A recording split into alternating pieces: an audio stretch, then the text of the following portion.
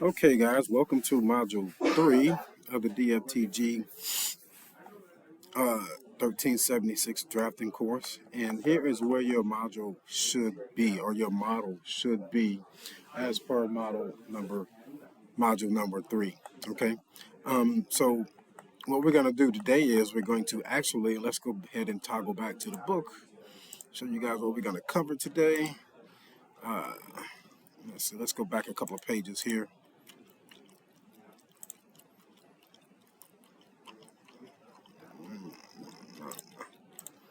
Alright, so this is where we left off with the windows last week. So today we're going to actually put the roof on the building, okay? And let's scroll through and click through right here. Essentially it's going to look something like this. Then we're going to take care of the dimensions and the annotations. We all know what dimension lines are. I'll show you guys the order of operations when it comes to dimensioning projects. And I also will show you guys how to include text into the project, okay? So it's going to be a short lesson today, but it's going to be very, very powerful. Hopefully you guys have gotten your models up to par as to where we left off last week. And it's very, very simple, very, very easy. If you have any questions, please feel free to shoot me an email or text me. And you also can, well, we'll just leave that for later. And the next thing we're going to cover is printing.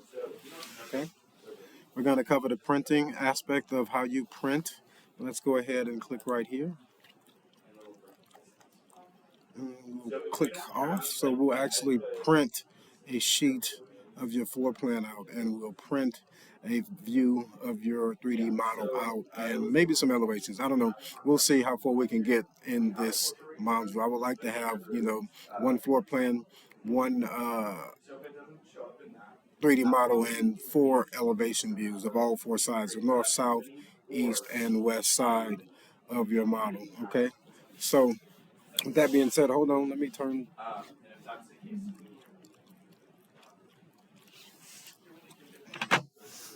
So let's toggle back to the model here, okay?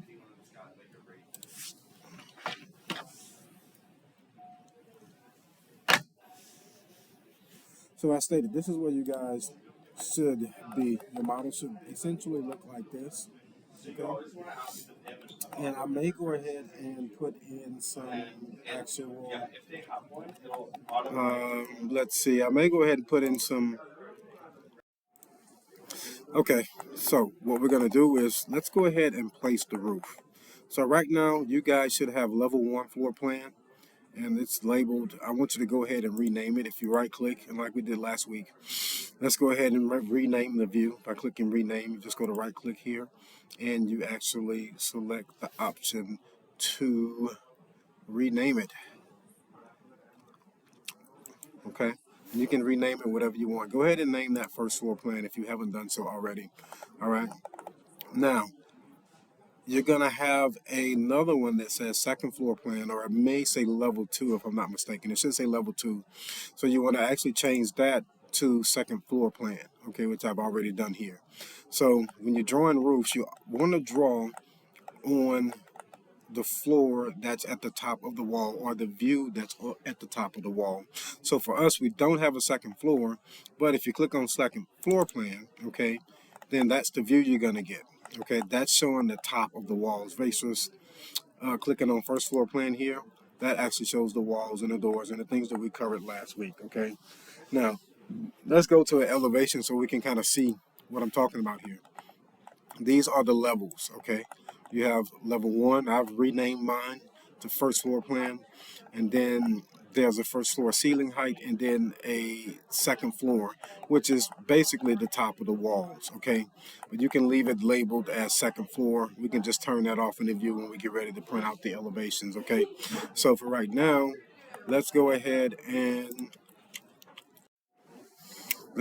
add the roof onto the building. So let's close out this view, and I'll close out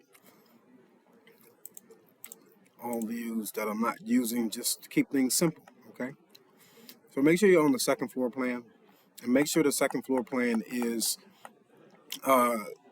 level with the top of the walls. Now, before we proceed, let's go back to that front elevation. Okay, let's say this wall were this high.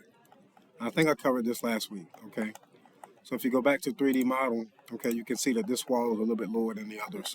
So if your walls are not up to the second floor level, okay, and I would say have that second floor level, you want a dimension to be 11'8", okay? So if it's not 11'8", you can select the level and come here and click here, and you can change it to 11'8". So if I wanted to make mine 12, okay, hit enter, and then it will jump up to 12 foot, okay?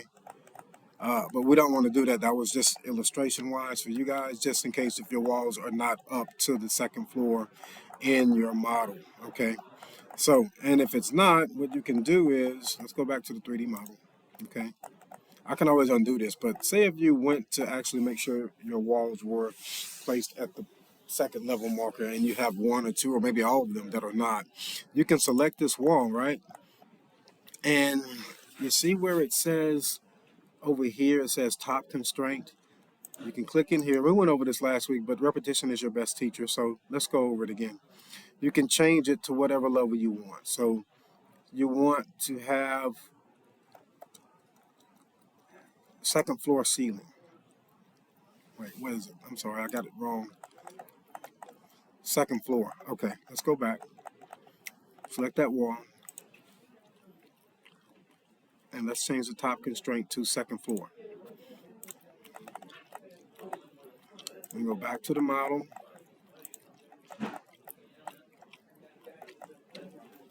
CMA. Sometimes Rivet does glitch. Okay, so what did I just do? If you're having things with things aligning properly, sometimes you have to know.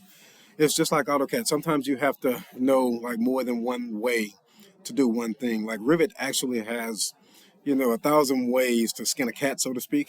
So if you're having issues and getting it to do what you want to do, and that's the only downside I would say there is to this program, is that sometimes it does glitch because it's such a powerful program. You have to know how to actually get it to respond in a favorable fashion. Okay, so what I did was in AutoCAD there was a command called match properties. Okay, so if you have one line that has multiple properties and a certain color and everything to it, and you want another line to be that way, then you can match the properties of that line to the line that has no properties at all. Well, same concept here. Okay, we all know that these walls on the plan north, east, and west side are correct, right? Okay, so we're having trouble getting this one to align because sometimes Rivet does glitch. So you can match the property. So I just typed in MP, and that actually activated the match properties icon. You see the little paintbrush by the pointer? So then you come and you select the wall that you want that's correct, that you want the other wall to be like. Then you select the wall that's incorrect to match it to the properties of the other wall. Okay, so you guys will pick up on things like that as we move throughout the course. This is precisely why I like doing these videos. It's very descriptive, and it's very good and very powerful as regards getting students to maintain their attention span and getting students to learn the software. Okay, so yeah. Now, first things first, let's go back. We said we was going to add the roof first. So what you want to do is you want to go to second floor plan, which is where we left off, okay? And you want to go to the architecture tab, and you want to click the roof icon. Now, there's a bunch of options that you have under the roof icon. You can select roof by footprint, okay? Roof by extrusion, roof by face. So let's go ahead and select roof by footprint, all right? Now, once that is selected, Rivet goes into what's known as sketch mode. When you see your screen, your lines are grayed out and it's white looking, and you have this big X here and this finish mode check mark here, you have somehow entered into sketch mode, okay? And there will be times where you will enter into it not trying to, okay? So that's why I'm explaining it to you guys this way. Because there were times when I really didn't know the software. I'm like, wait a minute, what did I do? Why is my screen grayed out? Okay, so just make sure you make a mental note of that when you actually have your screen grayed out, that you are in some type of sketch mode in some form, some way, or some fashion. In this case, it's roof sketch mode, right? So what you want to do is the next thing we want to do is we want to pick the boundaries of the roof where we want to place the roof. Okay. So in order to do that, you want to come over here to the Modify Create Roof Footprint tab and click on the Pick Lines icon. Not pick walls, pick lines. Okay. Now, since we're placing the roof, we want the roof to have a specific overhang, okay?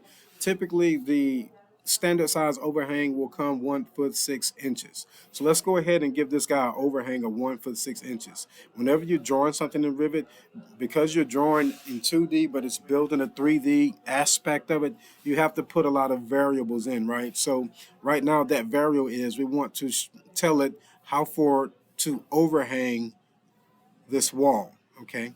So what we're going to do here is we're going to come up to this line right here and make sure it defines slope is selected, and that'll tell us what slope is or what the slope is on each side of the roof, okay? And then you want to come over here to offset. You want to go and you want to highlight that, and you want to hit 1, hit the space bar, 6, hit the space bar, and then hit enter. So now that's telling Rivet, okay, I want to place this roof, but I want to place it with a 1 foot 6 overhang. Some residential roofs, they have 2 foot overhangs, but this is a very small building. We don't want it to overhang by 2 far. We actually could have got away with a foot, but for time's sake, let's just leave it at 1 foot 6.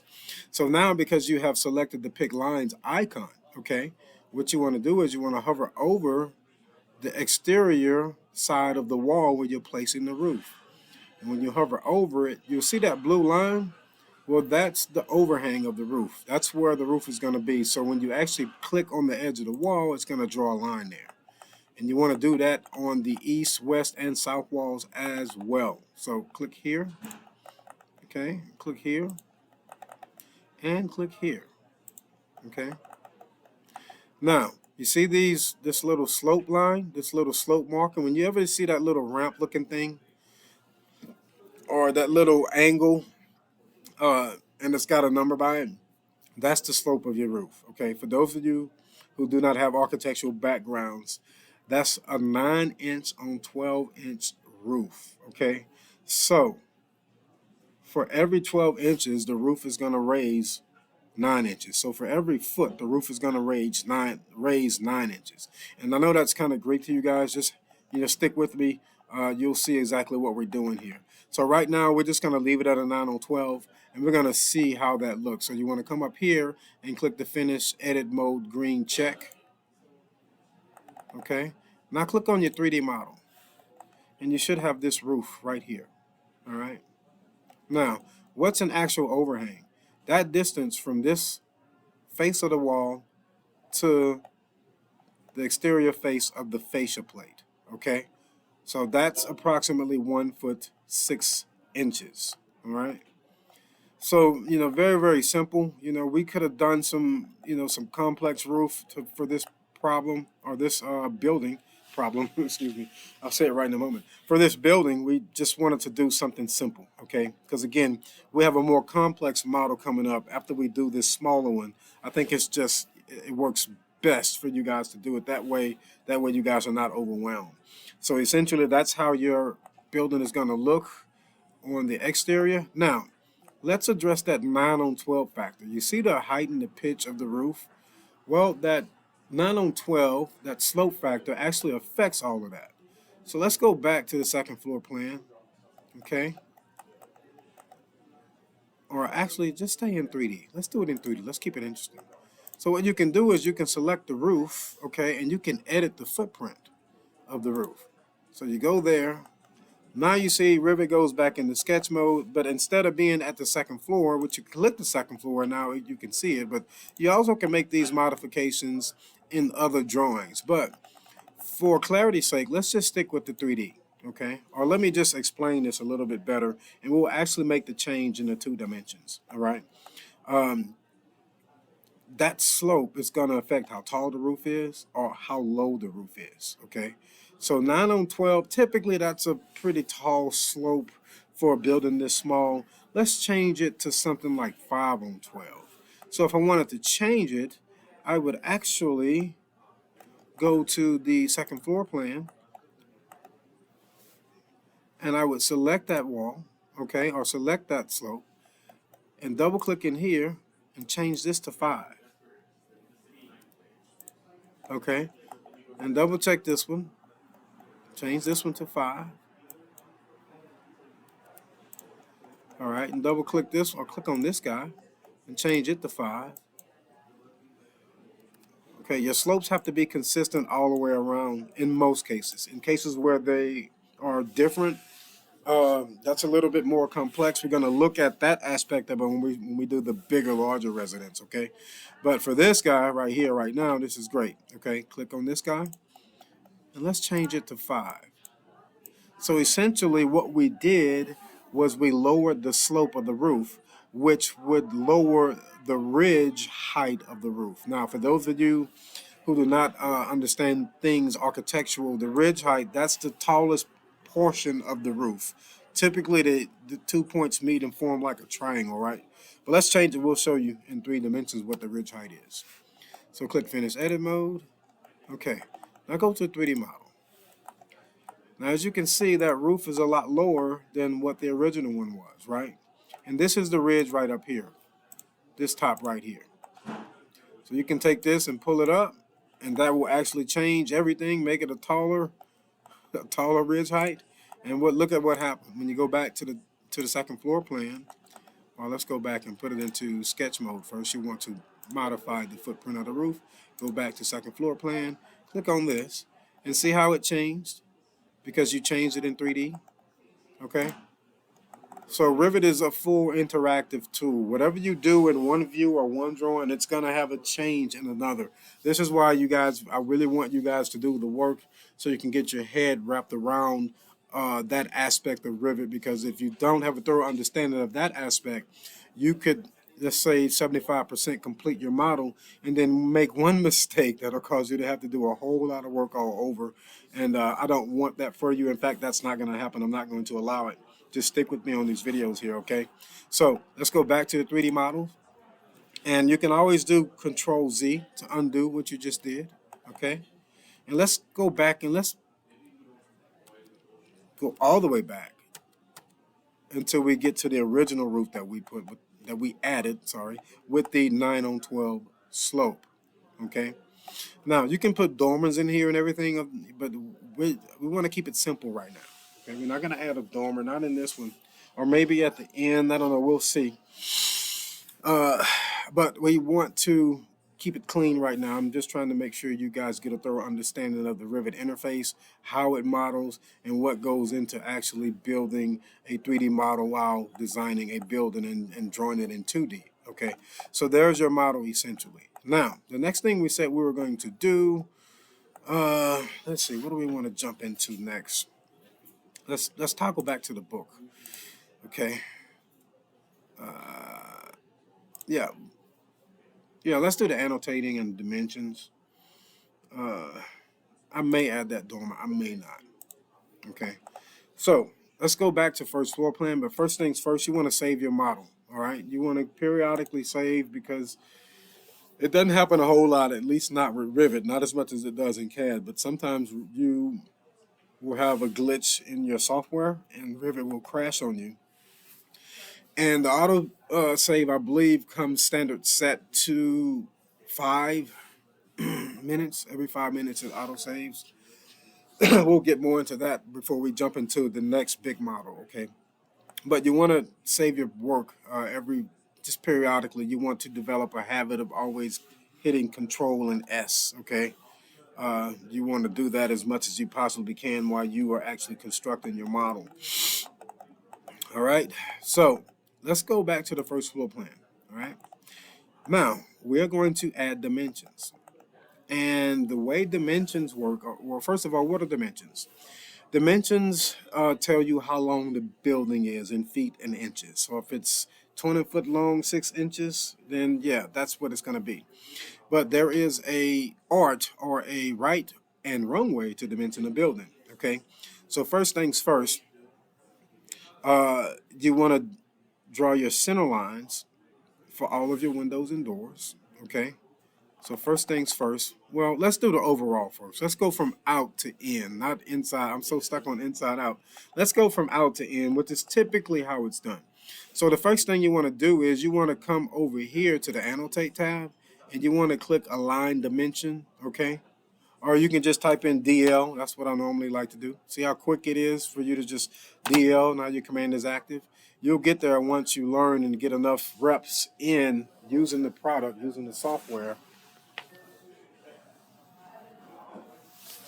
Okay, so once we have that active, let's do the outer dimension. So you want to go from edge of brick to edge of brick.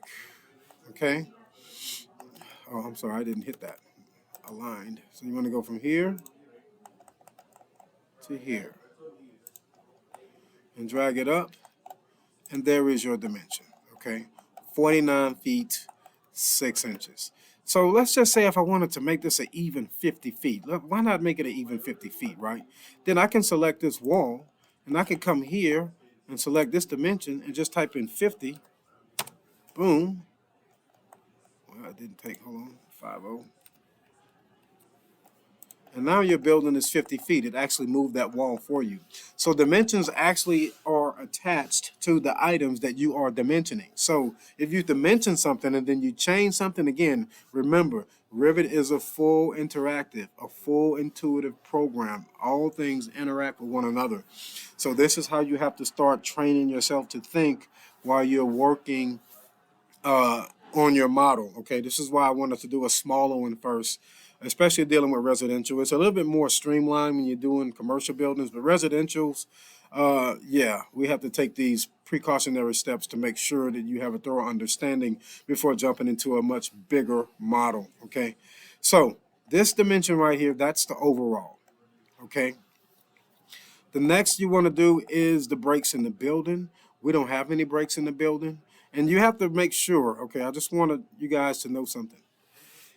I've been around quite a bit.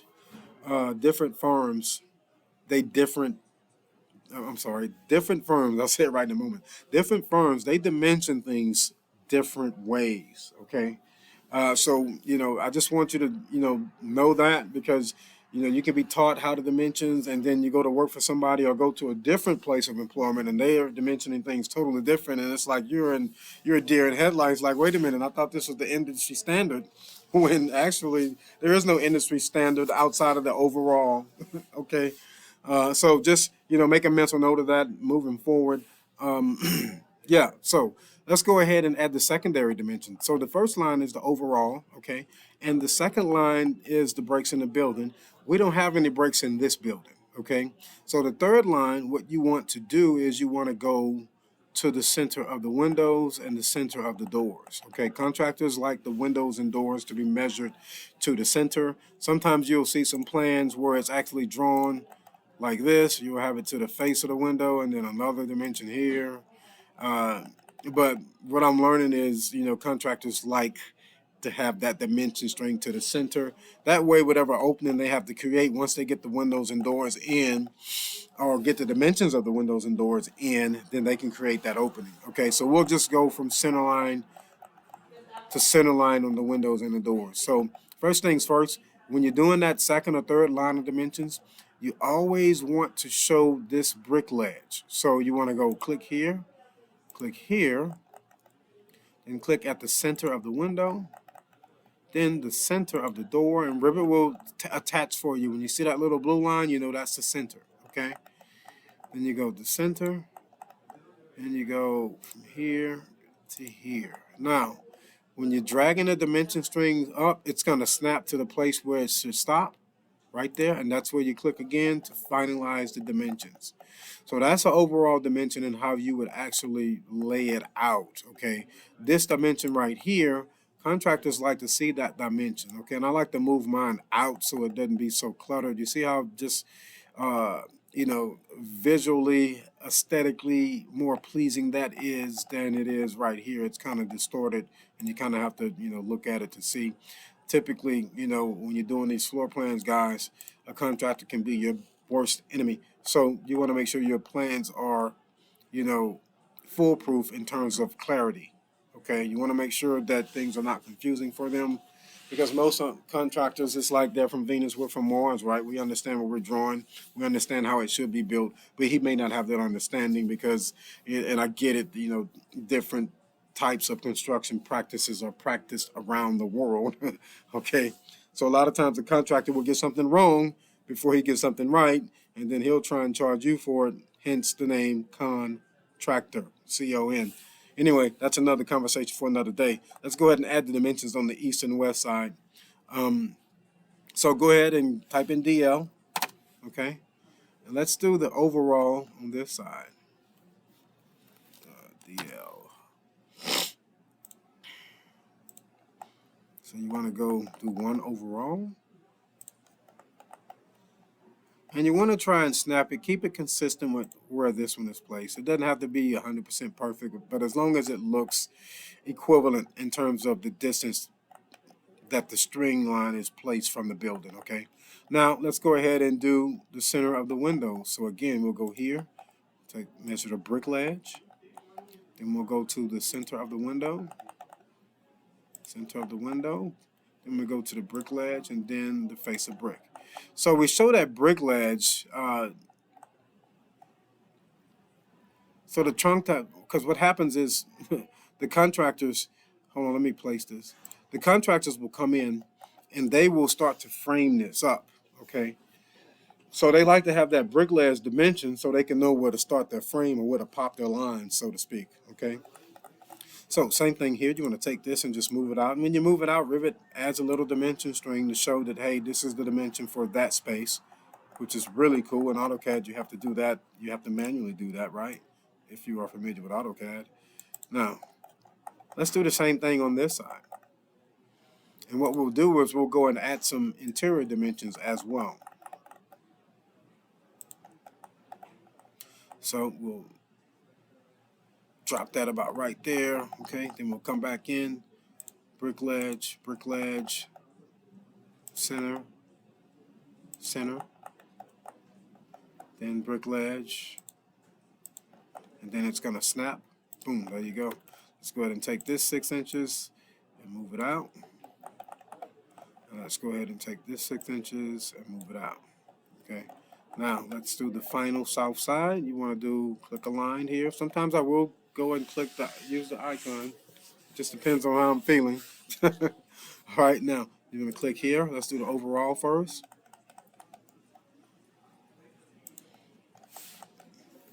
Something didn't take DL. It didn't want me to do it that way, huh?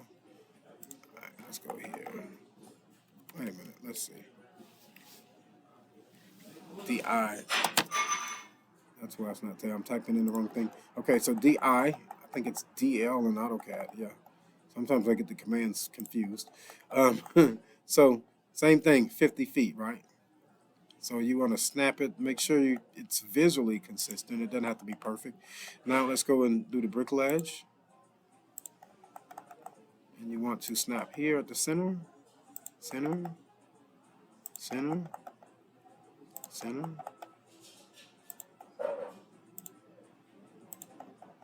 And it's going to snap to where it should be, right there. Okay, now let's take this guy and move it out, okay?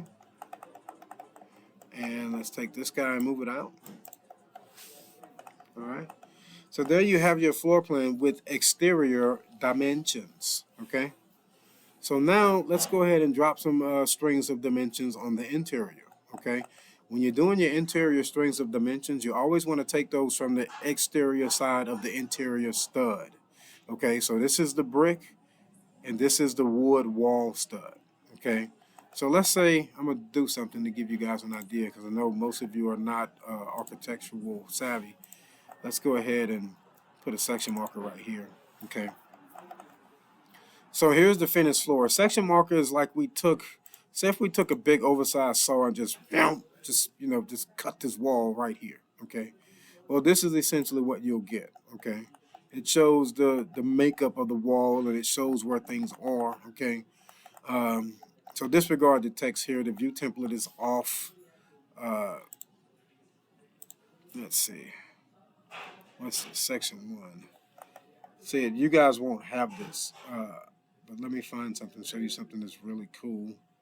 Sections. Okay, section 1, right click, and then you want to do view template. Wait.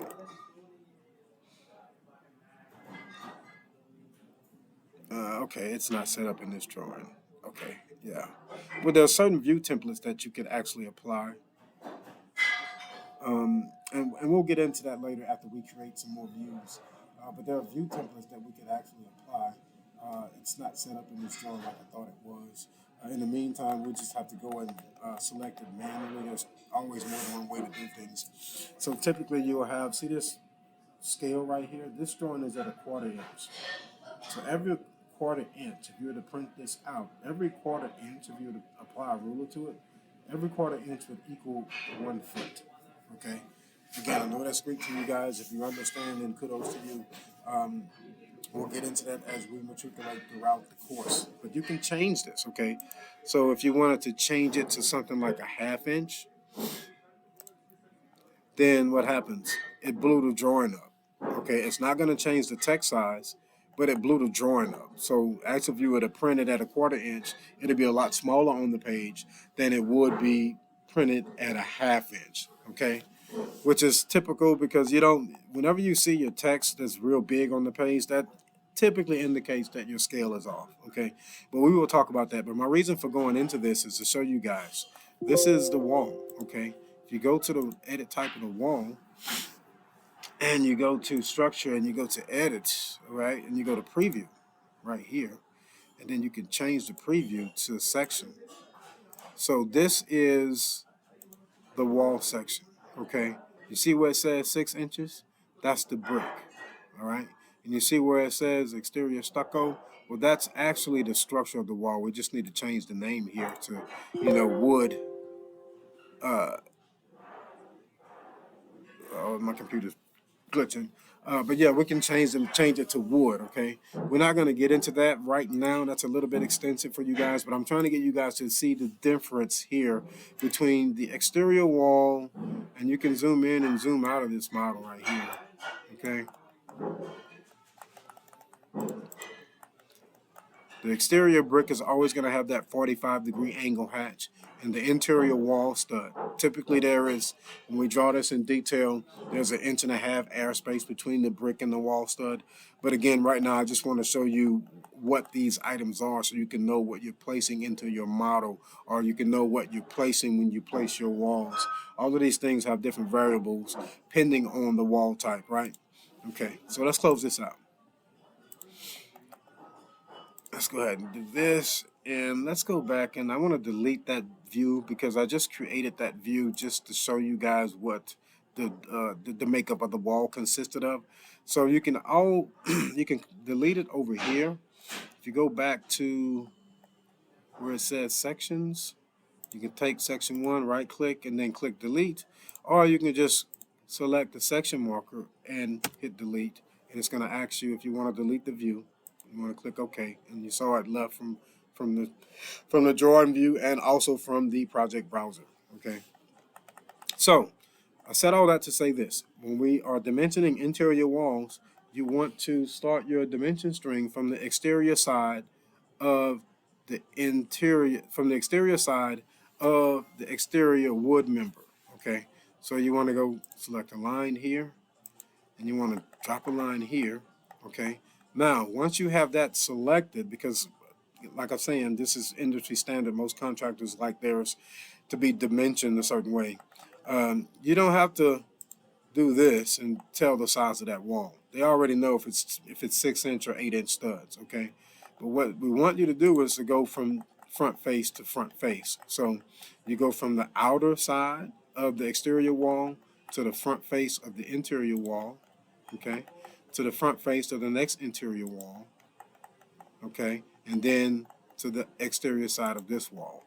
And that'll give you some interior dimensions that contractors can use to say, hey, this is where the walls are located, right? And you need to also, actually you can derive, this wall is consistent, so we only need one more dimension string, and that's going, we have one, we just drew it horizontally. Let's go ahead and draw this one vertically. Same principle, exterior, to front face, and there's no other wall, so you go back out to the exterior.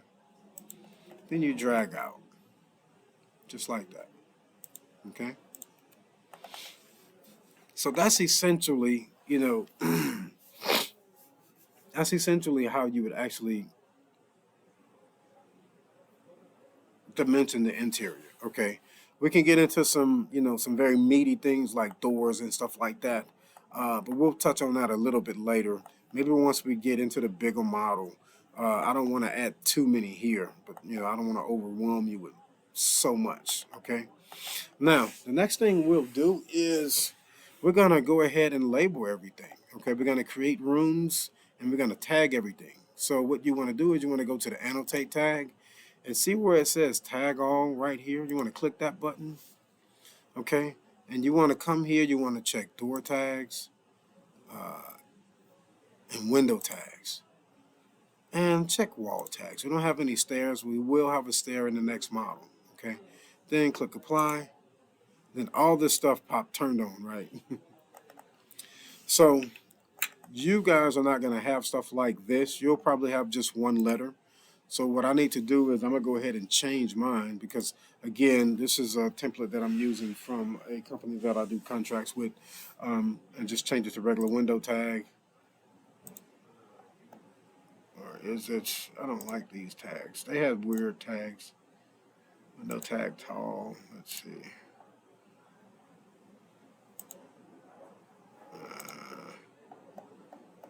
We'll just change the window tag, okay?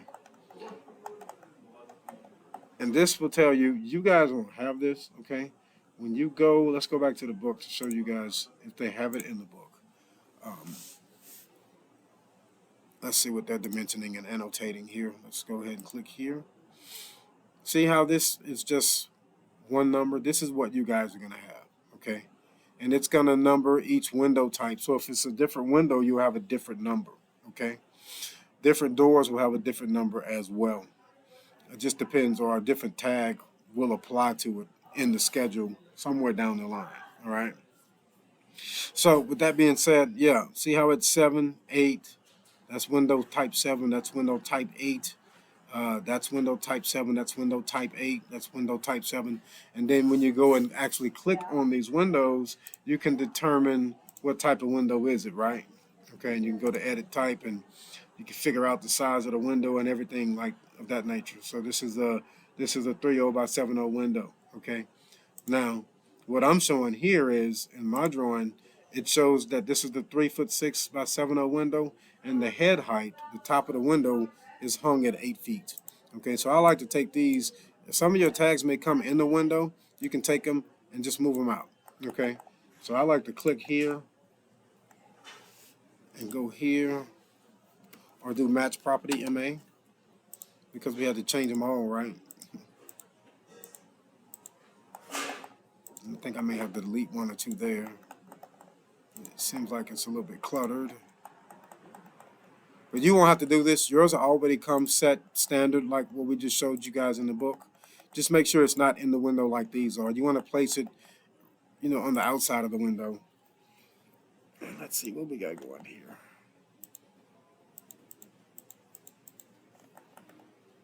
Yeah, that one's kind of weird.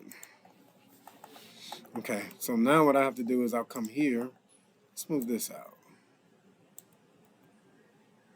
See, sometimes Rivet will turn on, and the reason it's doing this is because we've taken windows and we've created windows by merging windows together. So a lot of times when you do stuff like that, when you actually do the auto tag or the tag all selection, it's going to tag every window. But as you can see, this is just one window, but we created this window with two different windows, okay?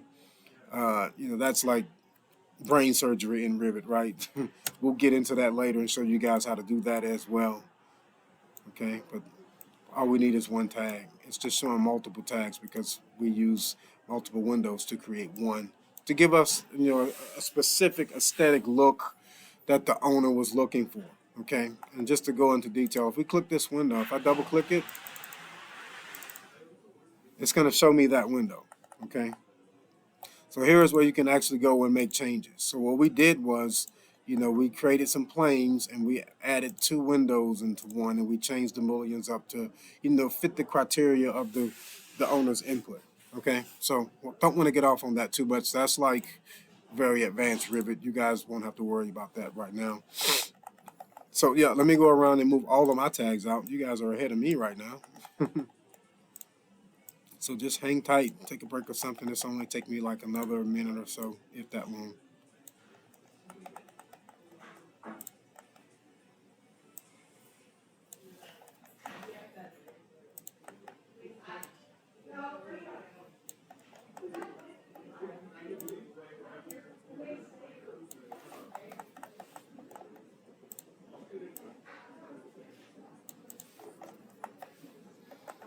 Same here. We just need one. We don't need all of these. And I do this for clarity, guys. You always want to make sure, again, you're dealing with contractors. And let me tell you what these contractors do. They'll have you send them so many sets of plans while they actually bid the job. And when I say bid the job, they're looking at it to see what's in it.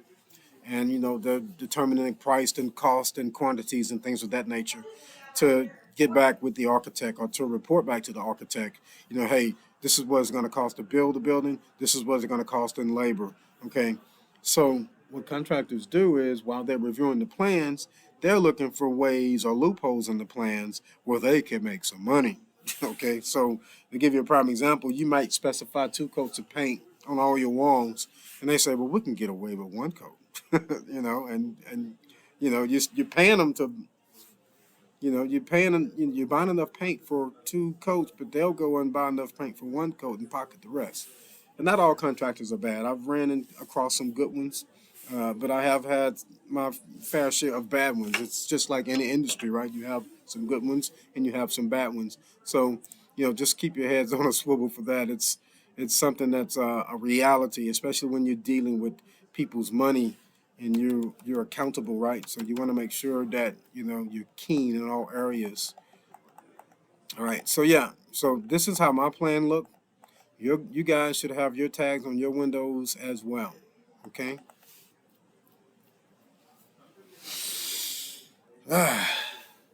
Okay. So and let's pause. Okay, so next we're going to create sheets. Okay, so this is what your model looks in 2D. Now, just to give you a heads up, okay, all the annotation, the notes and things of that nature, that only happens in the view that you do it in. Okay, that only happens in the view that you do it in. Okay, now before we move forward, let me show you guys how to duplicate views. Okay, and show you guys how to create views before we actually move forward. So let's say if I wanted to draw an electrical plan. Electrical plans are based off of the floor plan, okay? So once you have the floor plan drawn, you have to create another floor plan to actually do the electrical work on that won't affect or change the original first floor plan, okay?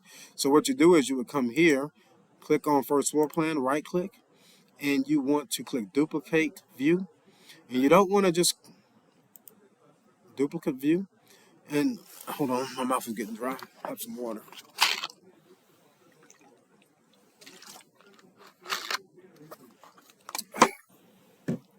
Okay, sorry about that. So you don't want to click duplicate view, because if you duplicate this view, and I'll just do it anyway, it'll say first floor plan copy, okay?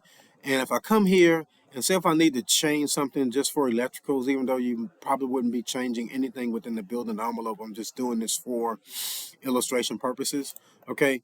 If I come here and I delete this wall, now you go back to your first floor plan, you have a wall missing, okay? So let's hurry up and undo that real quick. So, and let's undo this floor plan copy that we created. So just Control Z, and now it's gone away. The right way to do it is come here, right click, and you want to duplicate the view, and you want to duplicate the view as a dependent, okay? Stop it, okay? Duplicate the view as a dependent, okay? You don't want to duplicate it with detailing. You want to duplicate it as a dependent. That means that this floor plan that you're creating, it's dependent upon itself. It's not going to cause any other changes to any of the other drawings, all right? So click there. Now let's see if we wanted to delete this wall. We click here, And then we go to the first floor plan. Wait, I'm sorry, I did something wrong here. I knew that was going to happen. I'm doing walls. It's going to delete walls. I should be doing dimensions. Okay, because the only thing you'll change on the electrical drawing is not the envelope. It'll be the annotations and the dimensions. So if I come here, I select this, and I delete it, then on the first floor plan, it should not be deleting. Okay, let's go back.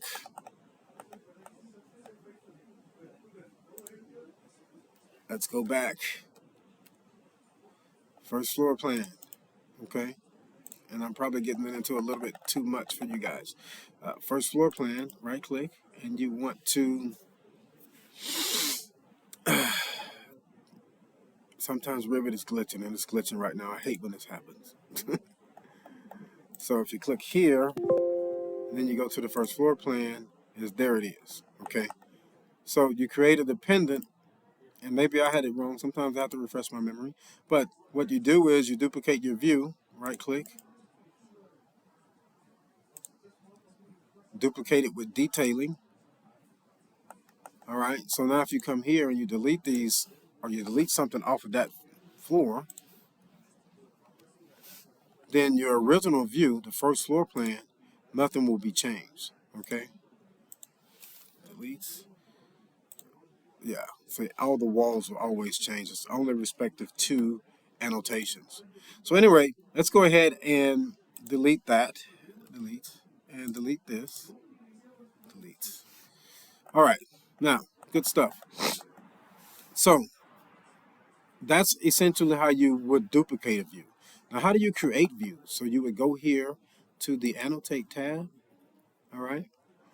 And let's say we wanted to do, okay, scrap that. Yeah, let's do a section marker, okay? Go to the Architecture tab. Oops. And if you ever have your, oh, where is it? If you ever have your ribbon go away or change up on you, you see this icon right here? You can always toggle until your full ribbon comes back, okay? So let's go to the Annotate tab, and let's go ahead and click the section marker right here, all right? And what you want to do is you want to click here and draw the section marker here, and let's draw another one here. You can select that, right click, and go to Create Similar. Let's draw another one here, okay? And let's draw another one right here, okay? So you just created 3 additional views. We did this earlier. I just wanted to show you guys, okay? Section 1, 2, and 3, okay? So if you click Section 1, that shows that a big saw cut through the house, right? Section 2, and then Section 3, okay? We'll get more into detail into that later. I just wanted to show you guys how you would create and manipulate views. So let's go ahead and close these out. And actually go ahead and delete the section markers because they're just illustrative at this point.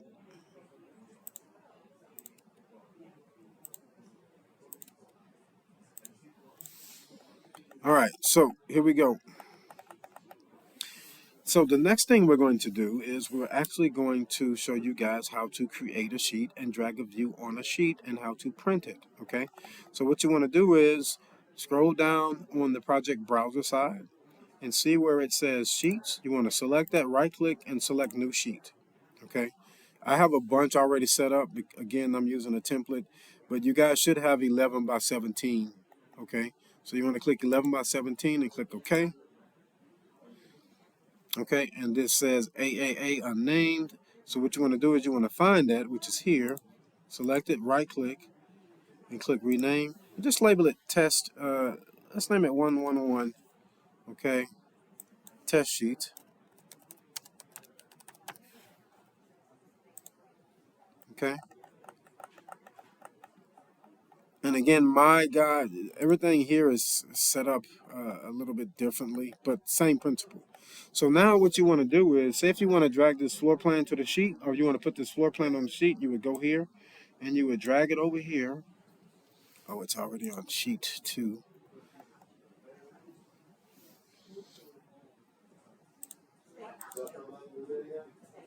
Hold on, let's go.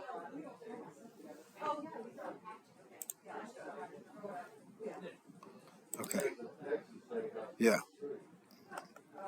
So what I'll do is I'll temporarily delete these, or better yet, let's just do it like this. Okay, you guys will have a sheet. So once your drawing is on the sheet, okay, you have a viewport. So you could actually double click in here and then actually move this, or better yet, let's do it like this. You can move it that way. But what I like to do is let's undo the move, all right? And let's go back to the drawing. One thing that we need to do before we actually take it onto a sheet. And let's go to, close that out, close that out, close, leave that open. All right, now you want to come over here to the properties menu and you want to select crop view, crop region, and annotation crop. Okay, that's going to show everything. Okay, that's going to give you the extent of the view. You see this right here? That's the extent of the view. So if you had another building here, here, and here, whatever was inside of this view would show. But you can manipulate that because you don't want all of that showing. You want to drag it as close to the building as possible. Okay, just like this, right outside of your exterior overall dimension. Okay, now you've noticed there's one line here and then there's another dash line here. So if you have text, okay, this line will determine the boundaries of your text and you can move it, all right? And you can change it here. You can also change it over here in the properties menu. But in most cases, you'll just click and drag it, right? So let's just say if I wanted to, you know, put a note here, okay, TX.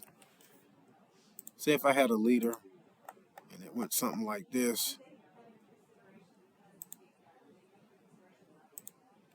and let's just say building, okay? I think it's off. So if you ever get to a point to where your text is not showing up, model categories, let's see. And I don't know if I want to go this far with you guys just yet. Yeah, I'm not going to do it. Okay, so what happens is this is just the range of what can be shown or what can be shown. Once we do the elevations, I'll show you guys exactly how that works. But this is the view range for.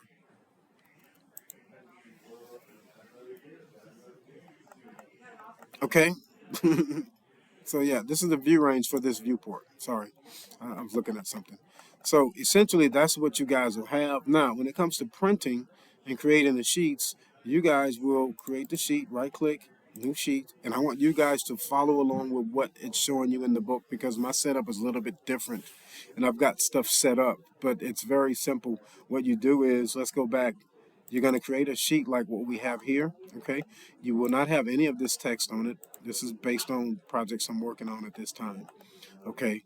What will happen is you'll have a sheet. Let's delete it. And let's go to the book and show you. When it talked about printing, what are you doing?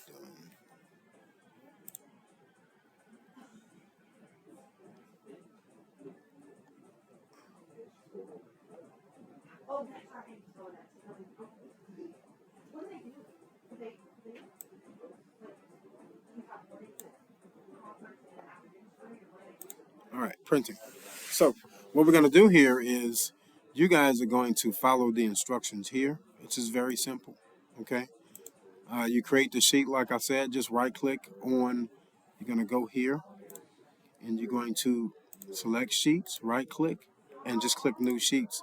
And you'll have different sheet sizes to pop up. Let's go back and show you. They may have an illustration in the book.